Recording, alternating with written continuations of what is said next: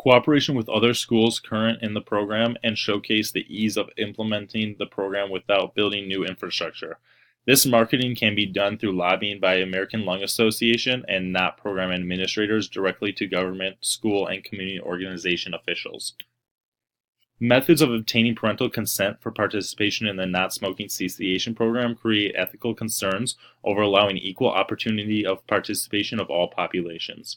When parents were required to acknowledge and consent to their child's participation, minority and younger students were about half as likely to participate than when parents needed only to respond to deny participation. Smoking cessation programs need to be developed to allow equal opportunity of participation among all populations. Necessary parental consent creates an ethical concern where the parents might not be receiving or properly understanding the consent forms. More efforts need to be made to ensure delivery of the consent forms to the intended recipient, and if adjustments need to be made to guarantee the material is culturally appropriate for the student's parents or guardian to understand. Facilitators, knowing that these inequalities exist, may also tailor their recruitment efforts based on the method of obtaining consent, creating biases in the recruitment process. Several ethical concerns arise over the funding of the NOT program as a cost-effective approach to teenage smoking cessation. Many small schools implementing the program are able to recruit one or two students to participate. With quit rates of the program ranging around 20%, it is likely that implementing the NOT program with such few students may yield little to no success. In other more populous districts, students are excluded from participation since the program will only allow for small group participation of around 10 students. With not impacting such few people in some circumstances and excluding students in others, ethical concerns regarding whether is the best allocation of tax dollars are raised. Also, since NOT is partially funded through donations by private organizations, concerns over the strings attached to this funding and intentions of these corporations, whether they will try and leverage their funding with the schools for advertisement or patronage to their business.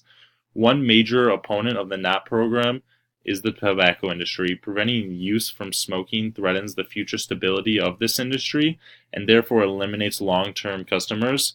As a result, the tobacco companies try to undermine the implementation of tobacco cessation programs that have shown to be effective via lobbying political leaders that have a hand in the funding of these programs. A large proportion of potential candidates for tobacco cessation programs are unwilling to participate if they perceive it will have a negative effect on their social life. NOT addresses this issue by offering the classes during school hours and not interfering with the student's lunch period. The curriculum also provides a holistic approach to quitting, including dealing with peer pressure and developing support networks. The NOT program was initially developed to be used in any school nationwide, but is tested in West Virginia due to the high influence of tobacco in society. In southern and Appalachian states, the tobacco industry thrives, therefore increasing the appearance of society as normal. The government is also less strict on regulations in these areas, so the NOT program reached and targeted these communities as the participants cannot access similar programs outside of school and their environments is of lower socioeconomic background. The program also addresses the knowledge gap where participants comprehend the negative effects of tobacco use as well as how media influences tobacco use. Upon initial trials proving the effectiveness of NOT, the American Lung Association heavily marketed it as a competent way to reduce smoking and develop a nationwide network of facilitators to allow the dissemination through all communities with all types of socioeconomic background. Success of the NOT program was attributed to the method of implementation within schools, culturally relevant content, and partnership with the American Lung Association, allowing the program to be easily disseminated across the country. Participation is voluntary during school hours.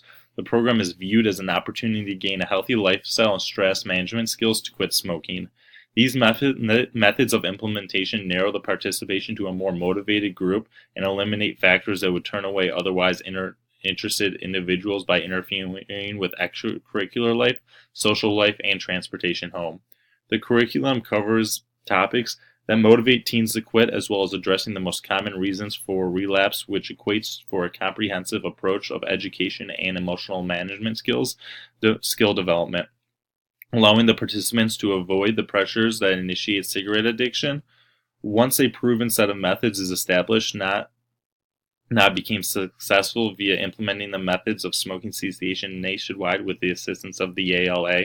The American Lung Association adopted the program as a set of nationwide infrastructure of master trainers to train facilitators who go into schools and teach the NOT curriculum to the students. Without the support of the ALA, there wouldn't be funding, promotion, or personnel to spread NOT nationwide. Not on Tobacco's success in reducing tobacco use among teens has both short and long-term effects on the participants. Initially, smoking cessation effects will reduce the chances of individuals developing asthma and restore proper lung function. Another effect of smoking cessation will decrease a participant's risk of engaging in other illegal activities such as illicit drug use and alcohol consumption. In the long term, the program prevents the development of cardiovascular and respiratory diseases as well as cancer.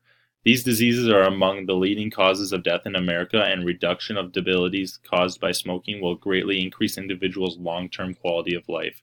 Reduction of long-term tobacco use cuts down on the economic strains for both the healthcare industry in America and the individuals themselves' debilities from smoking. The partnership with the ALA was critical in realizing the scalability of NOT to communities across the country. With a large network of facilitators across the nation, the program was able to implement at all regions of the United States, rural and urban communities. Although NOT received better results in urban schools than rural, the program proved to be an effective method in teen smoking cessation. Future research could be conducted on addressing specific cultural changes within communities, such as addressing the pressures of youth that live in tobacco-driven economies, and consider measures that increase participation of minorities, but sufficient studies have shown that NOT can be effective among all demographics.